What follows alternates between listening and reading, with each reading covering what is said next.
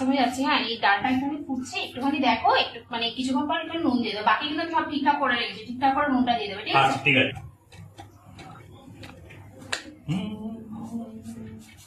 खत्म। পম্পা একটু শুনবে, একটু ভুল হয়ে গেছে। আমার কি হলো? আরে দেখো না আমি কতটা নুন দিয়ে দিচ্ছি ভুল করে।